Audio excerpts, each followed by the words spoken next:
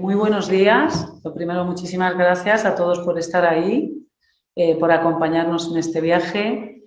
Y estamos en el Centro de la Madre, en directo en Zoom. Primero, disculpar que no se pueda pues hoy ver en el Facebook Live, pero estamos aprendiendo como la vida, ¿no? Como proceso de aprendizaje y bueno, lo seguimos aprendiendo.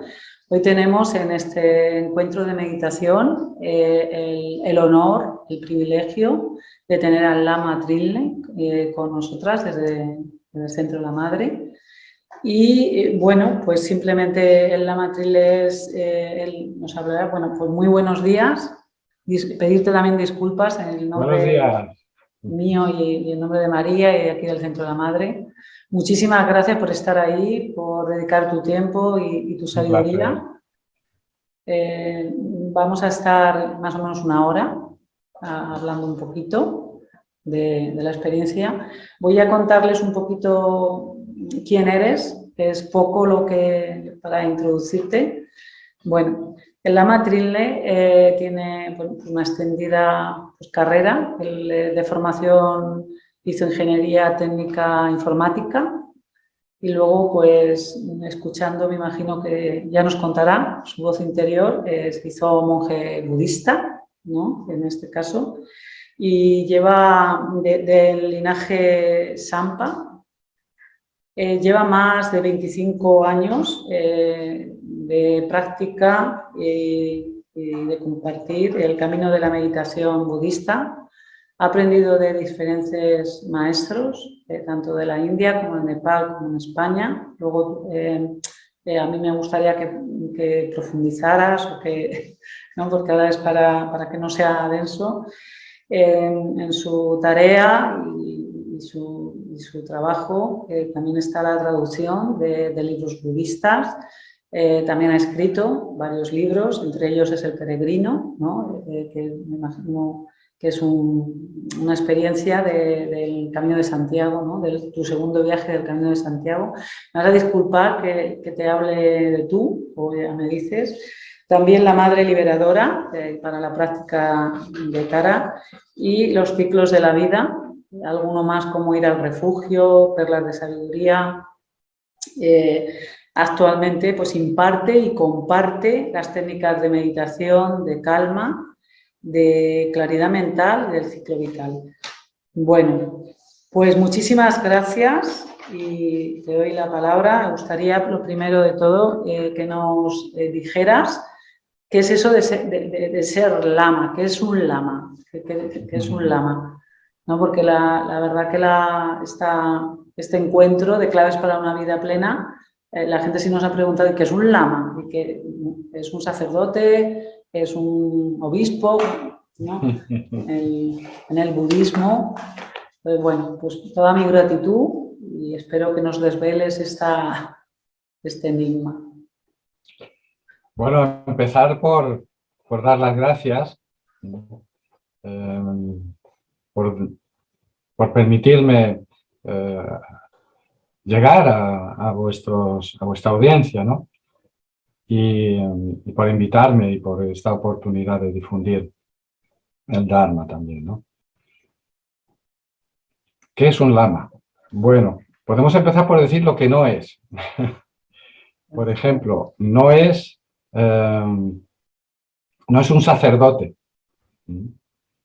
no es un monje necesariamente, puede serlo o no, pero no tiene por qué serlo. Entonces, quizás una manera de entenderlo puede ser referirnos al significado de la palabra. Lama es algo específico del budismo tibetano y se compone de dos sílabas, la y ma.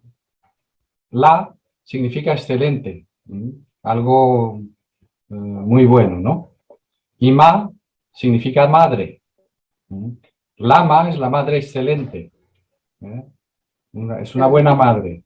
La primera diferencia, los sacerdotes son solo hombres. Y aquí hasta el nombre es femenino, ¿no? Y hace referencia a una cualidad específicamente femenina, como es la de ser madre. Para ser madre hace falta ser mujer, pero no basta con ser mujer para ser madre. En este sentido, una madre ordinaria es aquella mujer que da a luz.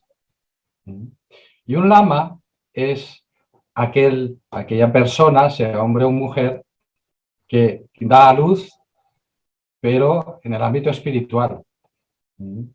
¿Y cuáles son los hijos o hijas que da a luz el lama? Pues son sus discípulos. Así que un lama es eso, una madre excelente, la mejor madre, podríamos decir, una buena madre, que ayuda a sus amigos a alcanzar esa luz, ¿no? Les da a luz. Es una bonita expresión además, dar a luz. Mucho más significativa e inspiradora que no hablar de parto, no cosas por el estilo, ¿no? A mí me gusta mucho esa expresión. Así que básicamente es eso, es una persona que tiene ya un cierto recorrido y que puede compartir ese recorrido con otras personas que a su vez pues, van acercándose a la luz. Y es lama de quienes somos madre, de nuestros hijos, obviamente. Entonces, ¿quién no llamo mamá a la madre de otro? Llamo mamá a mi madre. De manera que ¿quién me llama lama? Pues mis discípulos, lógicamente. Para ellos soy como una madre espiritual, podríamos decirlo así, ¿no? Aunque al final se ha convertido como una especie de título, y entonces se utiliza en ese sentido también, ¿no? Lama, cualquiera te llama tal, pero etimológicamente el significado es ese, ¿no? Son tus discípulos, tus estudiantes, tus alumnos, como queramos llamarlo, que te llaman madre. Ni padre, ni obispo, ni nada de eso. Madre. Bueno, pues me complace, primero porque también es que sea ese dar a luz como madre, una madre buena, y me parece muy importante que aunque seas un hombre, pues seas lama y transmitas esa sabiduría femenina de la madre buena, la madre que ayuda a dar a luz y a generar luz.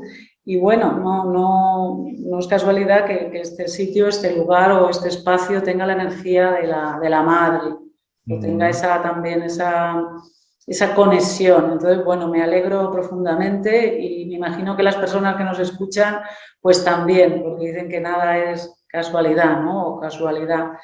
Bueno, muchísimas gracias por contestar. Luego hay otra pregunta que te quiero hacer o compartir.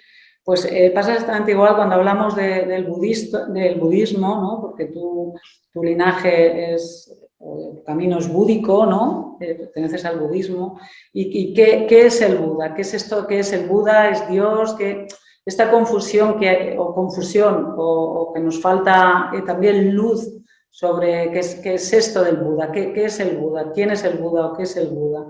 Si nos puedes pues, iluminar, bueno, en ese sentido, desde la humildad, ¿no? Que también hoy no se ve, pero está aquí, hemos puesto un Buda también en honor a ti y quizás ahora aprendamos en honor al Buda.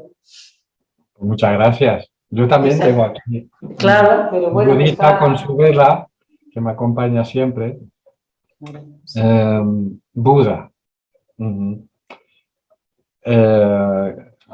Empezamos por centrarnos precisamente en la base, ¿no? Y está muy bien que así sea. Buda no es un nombre. Esto es lo primero que hay que... Entonces no podemos bien decir quién es. Es como si dijéramos, ¿quién es la casa? Buda es un adjetivo, es un epíteto, define una cualidad, no a alguien. Buda en sánscrito significa despierto. Y esto viene de que cuando el Buda histórico, Siddhartha, obtuvo el despertar, al principio no daba enseñanzas, consideraba que es que esto no lo van a entender, pensaba él, ¿no? ¿Cómo puedo compartir esta experiencia? ¿No? Y entonces simplemente recorría los caminos desde su experiencia. Y un día se cruzó con unos niños y vieron el semblante que tenía, esa energía que irradiaba y eso que tienen los niños, ¿no? Mira, se parece un ser despierto o algo así, ¿no? Y él les contestó, así es, y así me podéis llamarme, el que ha despertado, el despertar. Así que cuando decimos Buda, no nos estamos refiriendo a alguien, sino a una cualidad del despertar. Y eso es muy importante, porque visto así, podemos comprender fácilmente que no se trata de ningún Dios, sino se trata de una cualidad, la cualidad despierta, que habita en todos nosotros.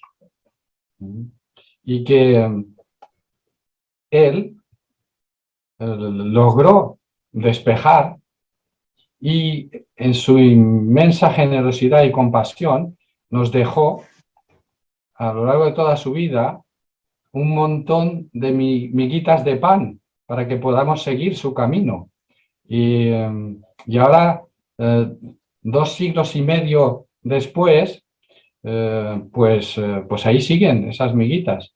Y está en nuestra mano poder seguir ese camino que no es otro que el camino del despertar. La liberación, a veces se habla de iluminación, pero eso suscita muchas fantasías. Yo prefiero hablar de liberación o de despertar, que es una experiencia que nos resulta más familiar, ¿no?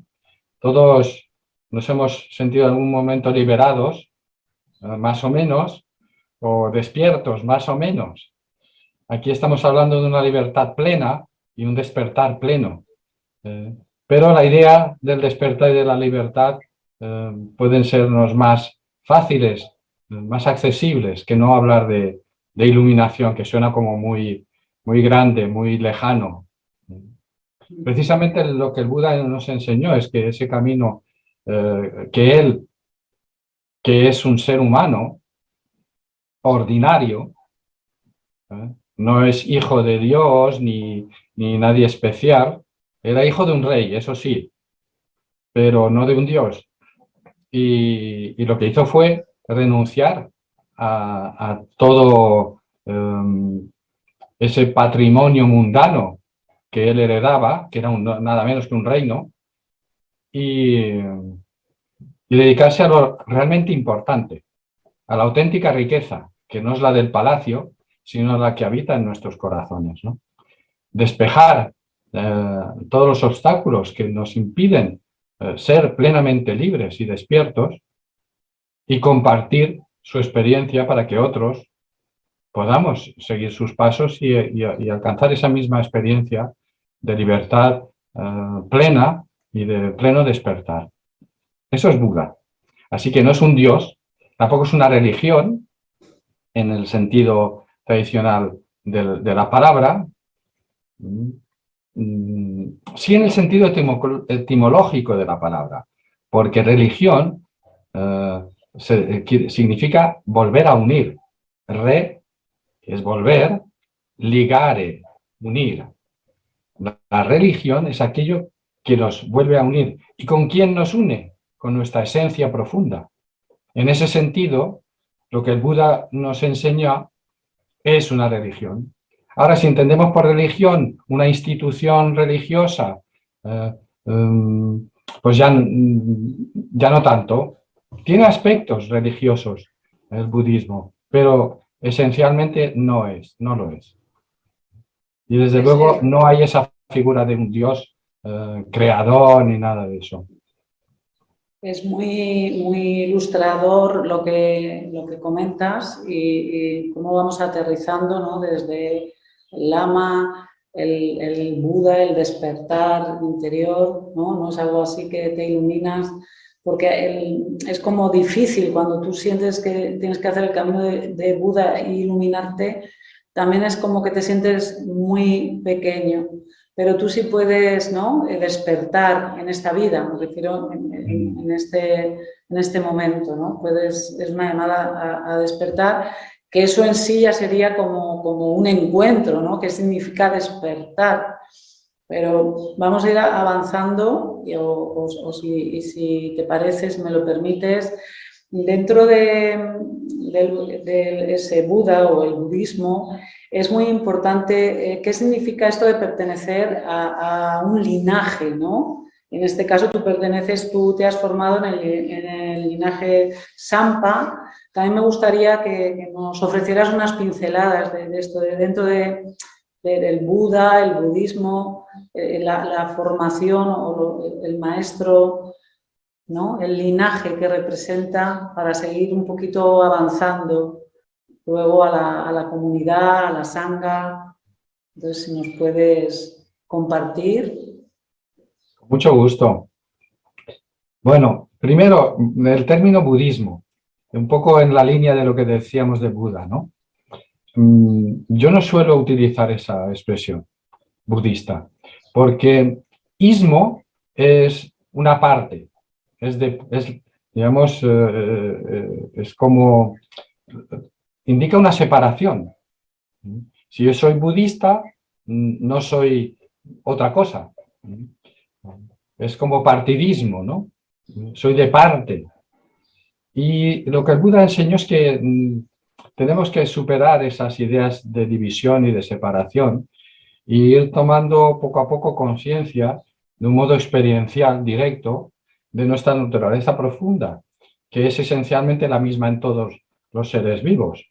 De manera que, contrariamente a otros planteamientos más religiosos en ese sentido, que, que, que pretenden estar en posesión de la verdad y que son la parte que tiene razón y la verdad, y las otras partes a las que poco a poco habrá que ir enseñándoles, pobrecitos, pues esa no es la perspectiva del Buda, ¿no?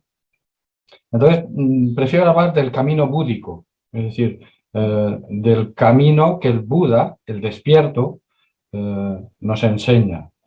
Y también el camino del despertar, ¿no? Porque el Buda tiene esos dos sentidos, el despertar y el despierto. De manera que lo digamos como lo digamos, sigue funcionando. Ese es un matiz que quería en relación a budismo, ¿no? Y en cuanto al linaje, pues bueno, es muy importante.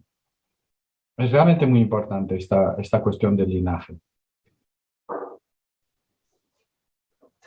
El Buda vivió hace 2600 años, en números redondos, algo más de 2600 años. Y enseñó un camino hacia la plenitud de la libertad y del despertar. Eso se ha escrito, ha quedado reflejado en los escritos que han llegado hasta nosotros. Pero si algo caracteriza la enseñanza del Buda es que lo importante es la experiencia. De hecho, esa es otra cuestión muy importante tener en cuenta, es que este no es un camino de creencia, sino un camino de experiencia. Es decir, que nos invita y nos da las herramientas para que nosotros vayamos pudiendo tener la experiencia directa de lo que se nos señala. Entonces, no solamente no hay creencia alguna, ni mucho menos ninguna clase de dogma, sino que al contrario, el Buda insistió mucho en su vida en que se cuestionaran sus propias enseñanzas, que no las creamos, sino que las comprobemos y creamos nuestra experiencia, no lo que nos dicen. No porque nos lo diga alguien muy famoso o que tiene muchos seguidores o lo que sea, ¿no? sino tengamos la experiencia directa y eso es lo que nos va a valer. Y eso es lo que nos va a dar la certeza también. Cuando hemos leído una cosa, podemos también leer la contraria. Y al final surge la duda. Pero cuando tienes la experiencia de algo, sabes que eso es así, ya hay una certeza. Pues lo has experimentado. Entonces es un camino de experiencia, no es un camino de creencia. Y en ese sentido, no es muy útil la letra, el papel escrito, si no va acompañado de alguien que tenga la experiencia. Porque lo que se transmite es la experiencia, es como una llama, como decía San Juan, una llama de amor viva. Una llama de amor viva. Pero para eso tiene que estar viviendo, no ser una letra muerta sobre un papel. ¿Y cómo llega esa llama de amor viva hasta nosotros? De generación en generación, transmitida por seres que han dedicado sus vidas a transmitir esa llama, es decir, a ser esa llama para poderla transmitir. Eso es el linaje, ¿no? Y eso es lo que hace extraordinariamente importante, porque es el camino de transmisión de esa experiencia viva, ininterrumpidamente desde el Buda histórico, desde Sakyamuni, el príncipe de los Sakyas, hasta hoy en día. Y eso hace que sea muy importante. Por eso los tibetanos insisten tanto en la importancia de que sea un linaje auténtico, es decir, que verdaderamente haya esa llama de experiencia viva todavía, ardiendo, y que sea ininterrumpido. Es decir, porque si se apaga la llama, pues puedes encenderla por otro lado, pero ya es un poco esa idea, un poco conceptual si queremos, de que es la misma llama. Sí, bueno, o me llega por lo que dices, aquí hay un árbol con raíces, ¿no? Como un árbol transgeneracional, ¿no? Como linaje, como cada linaje, cada familia transmite de generación en generación, no sé si es un símil, me atrevo, pero bueno, me ha llegado así, transmite sus valores, ¿no? Su esencia, ¿no? A través de la experiencia, claro, aquí es mucho más profundo lo que cuentas, pero bueno, por el símil de este árbol con raíces y con ramas, ¿no? Porque es la misma fuente, la raíz, pero hay diferentes ramas, entiendo que hay diferentes linajes también. Es decir, que hay una transmisión de sabiduría, pero que hay como concepciones, como este árbol, ¿no? de ramas diferentes, pero la fuente es la misma. Sí, sí, efectivamente es así. Pero en todo caso es ininterrumpidamente desde la raíz hasta la flor, ¿no? Hasta la flor. De cada rama, pero que hay ahí esa conexión. Sí, es otra manera, otro símil que nos puede servir para explicar un poco eso. Pero en el caso del árbol hay una continuidad material, ¿no? Es algo que está ahí. Se utiliza mucho el símil de la llama porque, aunque es la misma, es diferente. Y es algo vivo en sí mismo, ¿no? Y se traslada de una vela a otra. Digamos, con una vela uno puede encender otra vela.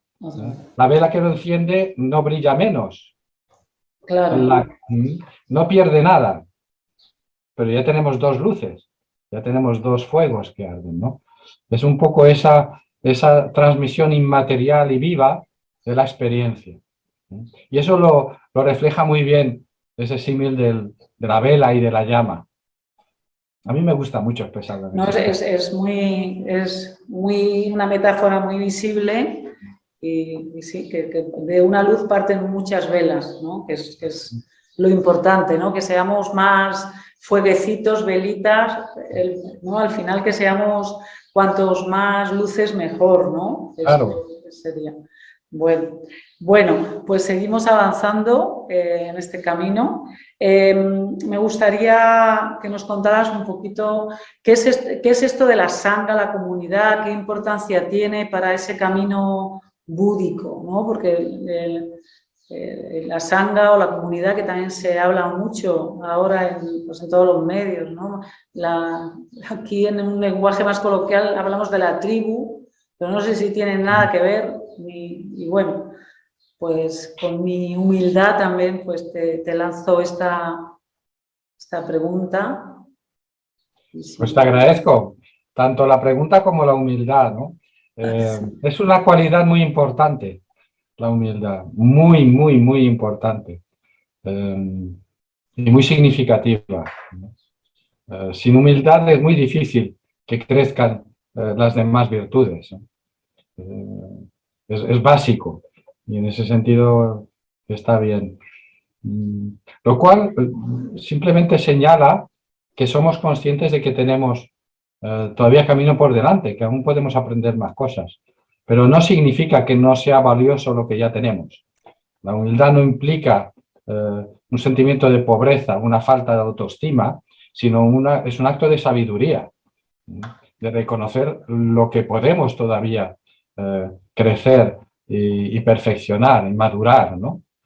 Así que entendido en ese sentido es una cualidad fundamental, muy, muy importante.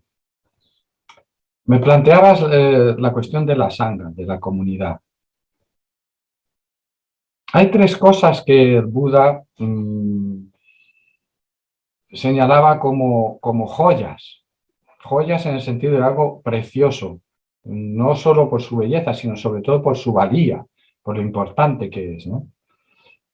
Y esas tres cosas que conocemos como las tres joyas son Buda, Dharma y Sangha. Buda, no como ya lo hemos dicho antes, no es alguien, no se refería a sí mismo, por supuesto, ni a ningún dios al que tuviéramos que adorar. Buda es el despertar, por lo tanto es la cualidad que es innata, que está en nosotros y a la que tenemos que despertar. Despejar también los obstáculos que le impiden manifestarse, ¿no? Entonces, esa cualidad innata que ya hay en todos los seres es una de las joyas. Es maravilloso. Esa cualidad que tenemos es realmente extraordinaria. El Dharma es el camino, ¿ya?, que nos permite acceder a esa plenitud, a esa libertad, a ese despertar. Son las herramientas, las miguitas a lo largo del camino que nos permiten llegar hasta él, ¿no? Y la sangha son los compañeros de viaje, son la gente con la que hacemos el recorrido, ¿no?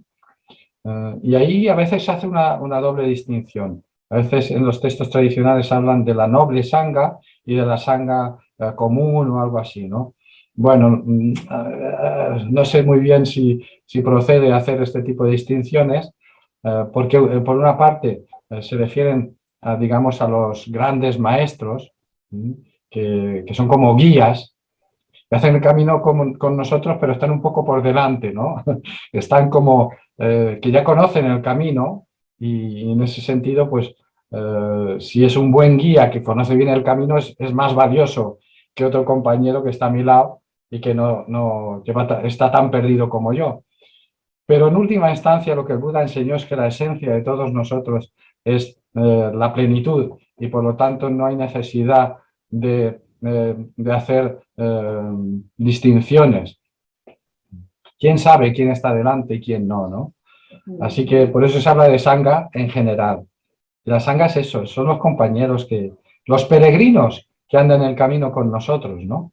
Que hacen ese camino hacia el despertar y son muy importantes, porque nos ayudan a recorrer el camino. Es decir, que hay tres cosas que son tres joyas fundamentales, que son los compañeros que nos arropan, que nos guían, que nos acompañan en ese camino, que es más fácil que si lo tuviéramos que hacer solos y sin guía. Por lo tanto, eso es muy importante. El camino mismo es muy importante, pues es un camino cierto hacia el despertar. Y finalmente es el objetivo último de todo esto, que es el propio despertar, nuestra plenitud de libertad y de gozo. Qué interesante. Claro, esto es como que se van abriendo ventanas, ¿no? Pero bueno, hoy no podemos con todo, ¿no? Hoy hay que decir que cada en sí, desde el Buda, el Dharma, el camino, la Sangha. Si te parece, vamos a ir centrando más en el objeto que es la escuela de meditación y vida, ¿no? Y luego pues también una pequeña práctica cotidiana, ¿no? de cómo llevar pues todo bueno, pues esta experiencia, ¿no? Cómo llevarla a la práctica, que no se quede en las ramas, en algo muy intelectual, sino que cada persona que nos escucha que pueda llevarlo como un tesoro a su vida. Entonces, esta escuela de meditación y vida, ¿en qué consiste? O sea, la práctica de meditación, ¿desde qué experiencia parte o cómo la contemplas? Bueno, ¿qué es? Porque como hemos dicho al principio, meditar, hay muchos tipos de meditaciones, hay muchas técnicas, hay mindfulness, hay meditación Zen, meditación Advaita, meditación... Bueno, pues ¿en qué se aterriza esta escuela y su práctica? No sé si es muy general la pregunta, pero seguro... Es grande, es muy amplia, pero bueno, vamos a Pero intentar centrarnos un poco, ¿no? Mira, hay centrar. una cosa que es muy interesante desde mi punto de vista, lo que has dicho. Hay muchas clases de meditación, me parece que lo has dicho así, ¿no? Hay meditación Sí, tal y meditación cual y esto y lo otro, ¿no? Y ciertamente sí. Yo podría expresar en otros términos, hay muchas ofertas. Y lo digo con toda la intencionalidad del término. Hay muchas ofertas, muchas técnicas que se ofertan, que se plantean. Entonces vamos a ver, esto que se ha traducido como meditación y que al final ha dado lugar a un montón de ofertas, de planteamientos desde distintas perspectivas, realmente en origen, ¿a qué se refiere?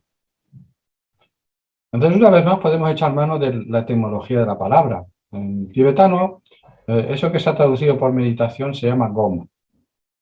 ¿Y qué significa eso? Significa asimilar. Es decir, adquirir familiaridad, pero más allá del conocimiento, sino asimilarlo. ¿Eh? No tiene nada que ver con una reflexión sesuda sobre un concepto o con estar relajadito o nada de eso. ¿Y con qué vamos adquiriendo familiaridad? ¿Cuál es la experiencia que vamos asimilando? Pues es el despertar, es la plenitud.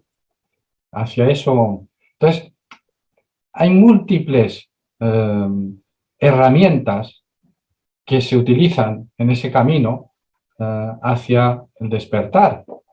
De manera que no podemos hablar de una determinada técnica solo, ¿no? En algunos casos, una técnica u otra se ha popularizado en Occidente, se le ha puesto un nombre, inglés a veces, pues porque los ingleses son los que lo llevan todo en este caso, ¿no? Y además se les da muy bien el marketing y entonces, pues todo eso lo ha popularizado mucho.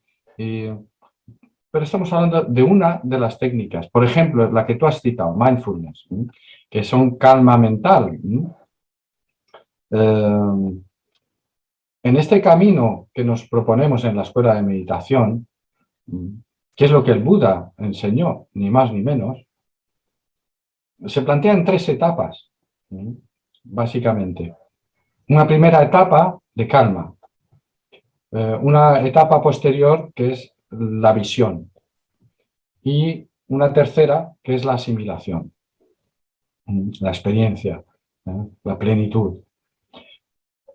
Como ves, la calma no es todo el proceso, es la primera de las etapas. Pero es que en esa misma etapa y hay unas imágenes muy, muy interesantes que lo definen. A su vez hay 9 fases. Y a lo largo de esas fases y ese camino para lograr un estado de auténtica calma, profunda, no puntual, no dependiente. No voy a un sitio donde alguien con una música inspiradora me ayuda a relajarme, incluso a dormirme si es necesario, y salgo de ahí pues contento, ¿no? No es eso, no es eso. La calma es un medio y para eso, según cuál sea el grado de profundidad de la calma que se va asentando en mí, de un modo no dependiente. No es que voy a una sesión donde me hacen algo que me lleva a estar temporalmente en una situación de calma y después vuelvo para que me vuelvan otra vez a llevar a esa situación, sino que esa sea un estado que va calando en mí, ¿no? Estar en calma. Y estar en calma es como estar en paz, ¿no? Donde más se demuestra es cuando hay una guerra, ¿no? Si cuando tú estás en una situación de vacaciones en la playa, estar en calma, pues digamos que es lo suyo, ¿no?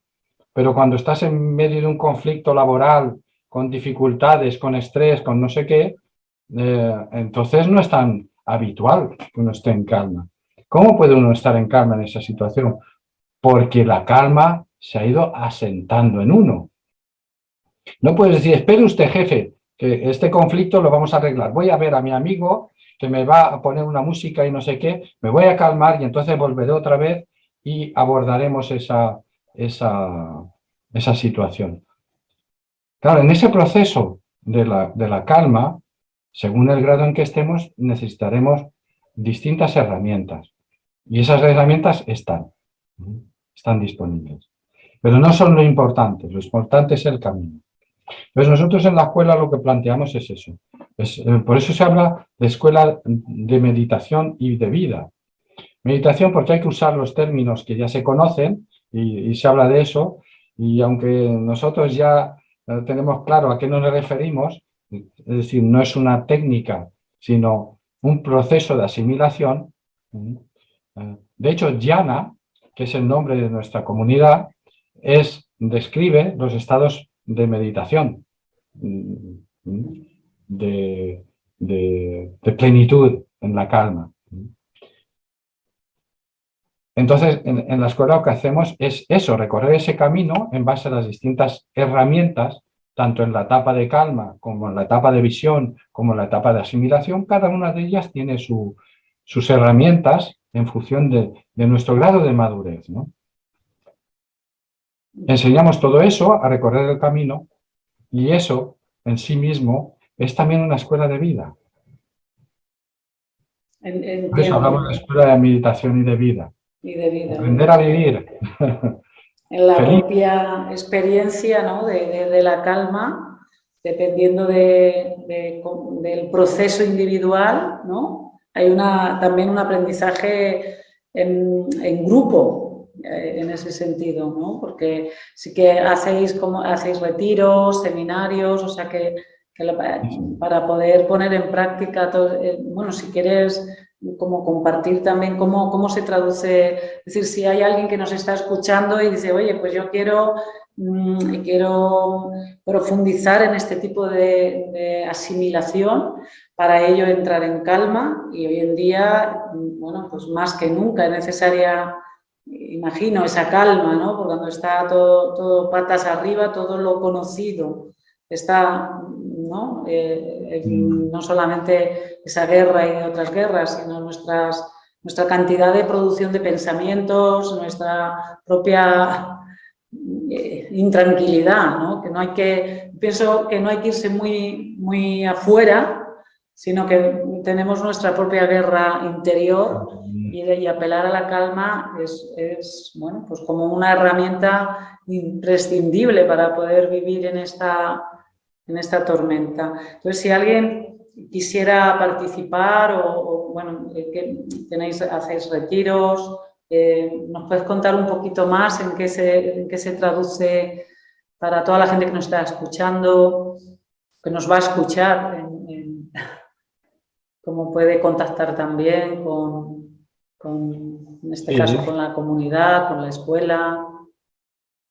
pues tenemos una página web que puede ser una vía de contacto muy inmediata y además donde hay mucha información, que se llama educacionesencial.org, todo junto, educación esencial sin acento, educacionesencial.org, y ahí hay todo tipo de información, hay la posibilidad de contactar y conocer nuestro planteamiento bueno, y establecer esa comunicación más directa si hiciera falta. ¿Cómo lo planteamos?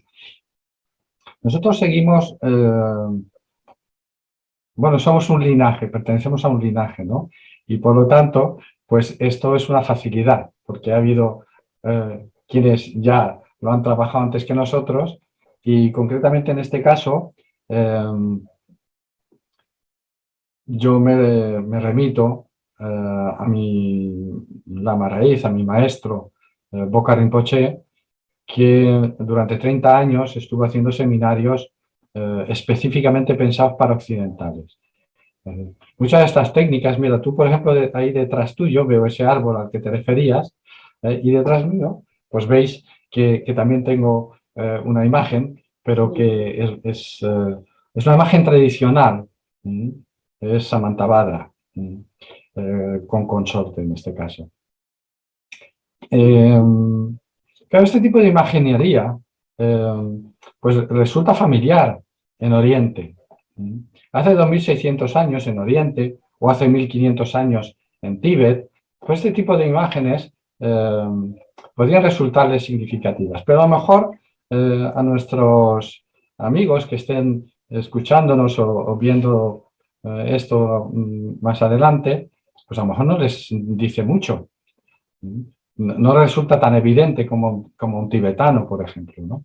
Entonces, Boka Rinpoche lo que hizo es que ir a la esencia y hacer accesible aquello que este símbolo representa para un occidental del siglo XXI, que lógicamente no es un nómada tibetano del siglo IX, por ejemplo, o del siglo VIII, cuando llegó Guru Rinpoche al Tíbet, ¿no?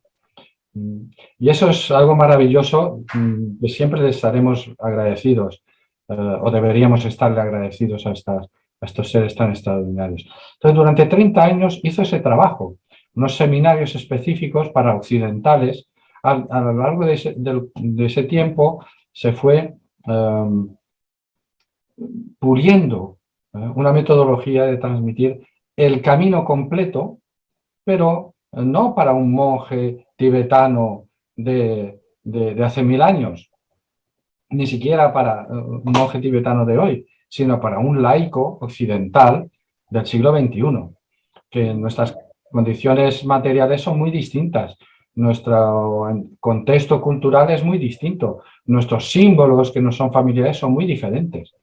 Entonces, eso es lo que me transmite, esa es la llama de amor viva que Boka Rinpoche transmite y que yo intento que no se apague, proteger esa llamita para que siga brillando y a ver si prende en nosotros, empezando por mí, ¿no? Y básicamente esa es la tarea que hacemos, ¿no? Seguir esas pautas, que como te decía antes, está planteado en 3 etapas. Lo primero es la calma, porque necesitamos, sin calma no hay nada que hacer. Si realmente estamos atropellados interiormente, mentalmente. Me ha gustado mucho lo que decías antes, ¿no? En relación a todos estos conflictos que ahora, bueno, ahora se habla mucho de la guerra en Europa, y como tú señalabas, no se habla tanto de las otras muchas guerras que ininterrumpidamente asesinan a lo ancho y largo del planeta, ¿no?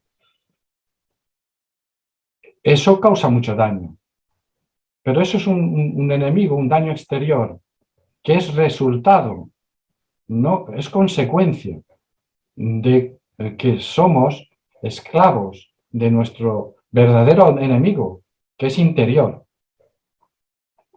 Seres que no son libres, por eso aspiramos a la libertad, a la plenitud de la libertad. No son libres porque son esclavos de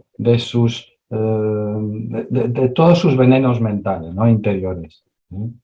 La arrogancia, el orgullo, el afán de protagonismo, de poder, de todo. Los tibetanos que lo clasifican todo tienen una lista de 51 factores mentales perturbadores, ¿no? Pero podrían ser aún muchos más, son infinitos. Esos son los verdaderos enemigos, la causa fundamental, raíz de todos los problemas exteriores está dentro de cada uno de nosotros, afortunadamente, porque si está en mí, también está en mí la posibilidad, la oportunidad de trabajarme, de liberarme, porque está en mí, precisamente porque está en mí. Y ese es el propósito, hacer ese trabajo de autoliberación que el Buda nos propone, alcanzar ese estado de Buda, ese despertar, esa plenitud.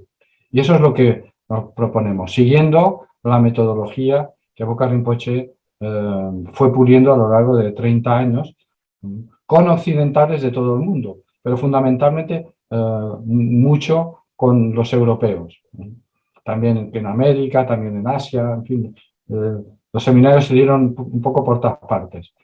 Pero yo participé concretamente en seminarios que se hicieron en India y también en Europa, con europeos, y es una metodología muy pensada para que un laico, es decir, no un monje ni una persona, sino uno cualquiera, como cualquiera de nosotros, ¿no? Pueda recorrerlo, ¿no? Y pueda recorrerlo hasta sus últimas consecuencias, hasta la plenitud del despertar, manejando cosas que son significativas para alguien que se mueve en los parámetros culturales y materiales de un europeo del siglo XXI, ¿no? Que son completamente distintos, ¿no? Entonces, aunque fieles a la fuente, porque para eso tenemos todavía la referencia original, pero yendo más allá. Los símbolos que empleamos en nuestra práctica son símbolos que son muy fáciles de entender, no esa simbología tan vistosa y tan bonita por otra parte, ¿no? Pero que no nos dice gran cosa. Entonces, no es muy, en ese sentido, pues Boka Rinpoche intentó mejorarlo, ¿no? Hacerlo más accesible para nosotros. Y eso sería. Así que a través de la página web pueden contactar y lo que planteamos son, primero, jornadas de práctica. El tercer domingo de cada mes hacemos un encuentro, que últimamente lo hacíamos virtualmente por el tema de la pandemia y eso, y cada vez intentamos que vuelva a ser presencial, pero sin perder la técnica, la facilidad que nos da estas técnicas del siglo XXI, que permiten que gente de América Latina o de otros países también puedan participar, ¿no? Y que no podrían desplazarse cada mes para poder participar en estos actos, ¿no? Y luego cada 3 meses, coincidiendo con las estaciones del año, pues hacemos un pequeño retiro de fin de semana, donde ya también presencialmente, pero también virtualmente, pues podemos profundizar un poquito más, ¿no? Un día al mes, luego un fin de semana cada trimestre, y una vez al año hacemos un retiro ya más largo, a fin de año, un retiro de invierno, donde nos recogemos, aprovechando que la estación invita al recogimiento, ¿no? En invierno, pues también nos recogemos un poquito más largo, de una semana, en fin, depende de un año a otro las fechas. Esa es la propuesta. Pero lo importante, más allá de eso, es el trabajo personal. Nadie va a venir a liberarnos. Tenemos que hacer el trabajo nosotros mismos. Siento decirlo así, pero es lo que hay. Esa es como la mala noticia, ¿no? Que nos toca, o la buena noticia. Bueno, recojo todo lo que dices y como que me llega mucho que el enemigo está dentro, entre comillas, pero también está el antídoto, ¿no? También está la solución. Entonces, no solo nos hace más responsables, sino que toda esa incertidumbre, yo creo que al tener herramientas en nuestras manos, siempre con aliados, ¿no? En este camino, que hay que buscar aliados, pues me parece como muy importante lo que has dicho, ¿no? Porque siempre hablamos del otro, el enemigo es el otro. Y es cierto que la poca experiencia o no, veo que mi enemiga soy yo, es decir, la que tiene miedo, la que sufre, la que vive. Y si yo no intento estar mínimamente en calma, incluso hoy, ¿no? Con lo que, pues con los nervios, con lo que suponía también tenerte aquí y tener también, valorar esa sabiduría, ¿no? Bueno, que me parece importante, como que podamos ir centrando a esto de qué puedo hacer yo en mi vida. No, el otro tiene que cambiar. Yo también soy el otro, ¿no? Pues bueno, y bueno, ojalá y en algún momento en este centro, en el Centro de la Madre, podamos tener la oportunidad de tener estas enseñanzas, esta práctica, esta experiencia, de poder ofrecer, ¿no? Como la experiencia de lo que hoy estamos hablando, que se traduzca a una práctica vivencial. Y bueno, pues ese es como mi deseo semilla también, y que bueno, ya iremos viendo. Hoy hemos propuesto como si podías o podíamos hacer como una práctica para ir cerrando este encuentro, este segundo encuentro. Hoy es luna creciente, porque todos los encuentros los vamos a hacer cada segundo mes en luna creciente, no sé por qué ha coincidido así, por algo será. A veces muy auspicioso, ¿eh? ¿Eh? Es muy auspicioso. De hecho, se procura en este contexto, ¿no? de las enseñanzas búdicas. Los ciclos lunares se tienen muy en cuenta. Y las fases de luna creciente se consideran auspiciosas. Y las de luna menguante, pues no tanto. Entonces, bueno, está todo como muy ligado con el ciclo lunar. Se utiliza mucho el ciclo lunar en general, hasta tal punto que el calendario oriental, tanto el chino como el tibetano, son calendarios lunares. Y, Qué bueno. la luna influye mucho más en nosotros que el sol. Está más cerca, por otra parte, ¿no? Es lógico también, ¿no? Pero es capaz de subir y bajar los mares, cosa que el sol no puede hacer, ¿no? Tiene una influencia sobre nosotros, que somos fundamentalmente agua, una influencia muy importante. Y es un reloj natural que es fácil de ver, y nos puede indicar más o menos unos ciclos. Todo lo que podamos aprovechar en la naturaleza. Pues sí, así nos sumamos, ¿no? a esta luna creciente y a los buenos auspicios, ¿no? por tu parte en este caso. Y bueno, pues si te parece, hacemos una práctica. No sé si puede que haya quedado pendiente. También me parece muy interesante que el seminario se adapte, porque siempre estamos en la pelea de parecernos a Oriente. O sea, Oriente en el sentido de, a la hora de aplicar las enseñanzas, y nosotros pues tenemos otra mentalidad, otro cerebro. Sí que es cierto que somos seres humanos todos, pero que me parece también muy interesante esa adaptación pues eso, al ser humano, a un laico normal, ¿no? Que no se ponga esa distancia, ¿no? Eso son de los orientales, que nos llevan, entre comillas, me atrevo a decir, años luz. Pero bueno, esto es quizás es una opinión personal, ¿no? En la práctica, y que ¿Puedo hacer más un que inciso? imitar... Sí, perdona. Mira, en esto que dices, ¿no? De las comparaciones, ¿no? Que, como suele decirse, siempre son odiosas, ¿no?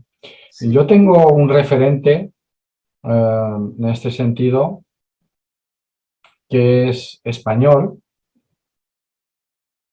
de manera que eso puede ser relevante. Y además que no pertenece a este camino. Y es San Juan de la Cruz.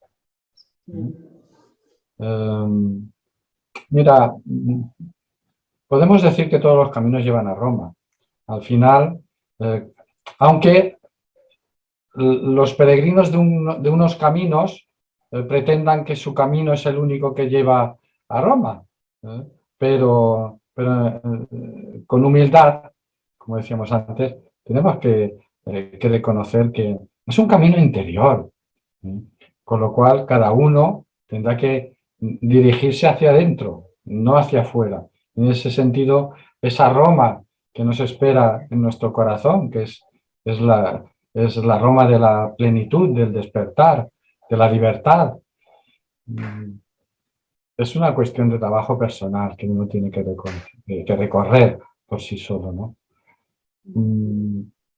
Agradecer tu planteamiento de poder acoger de alguna manera estas enseñanzas, ¿no? Ojalá sí sea, tenemos pendiente una visita, ¿eh? No se me Sí, olvida. aquí ya sabes, la Madre y la Inmaculada, o sea que aquí tenemos doble matriarca, entre comillas, doble energía, Mira, otra cosa que me inspira esto, fíjate qué cantidad de coincidencias, entre sí, comillas, ¿no?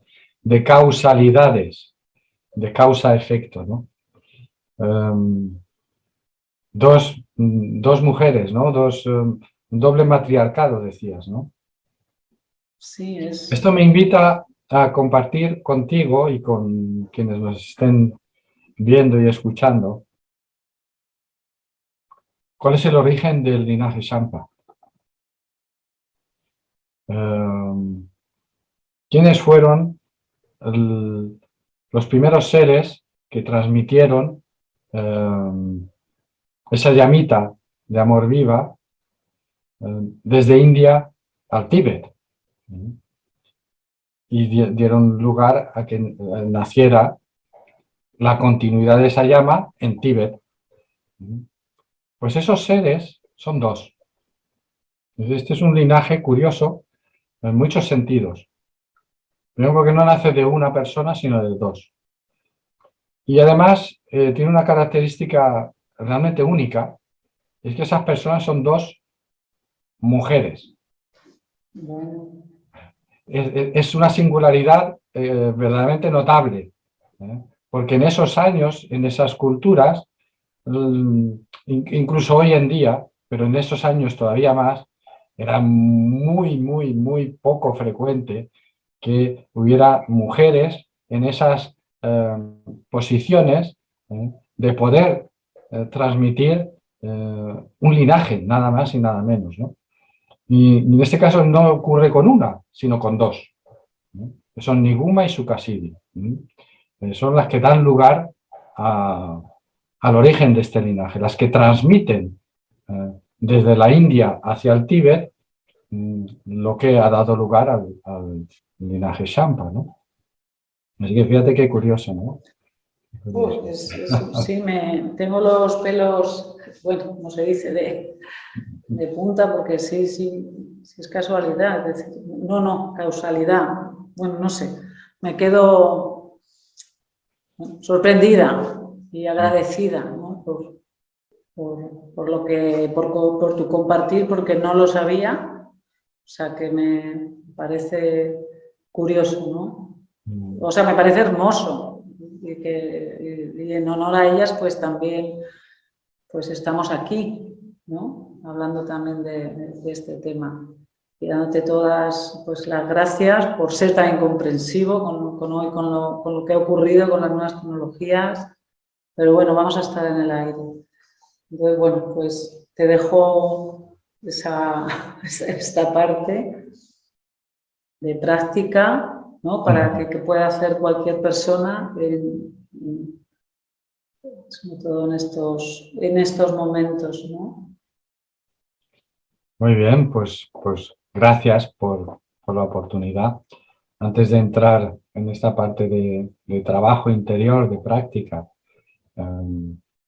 como un poco conclusión de la conversación, insistir en mi gratitud por lo que hacéis, básicamente, por ese lugar que os habéis esforzado en crear y brindárselo a todos aquellos que puedan contribuir a avanzar juntos hacia esa plenitud.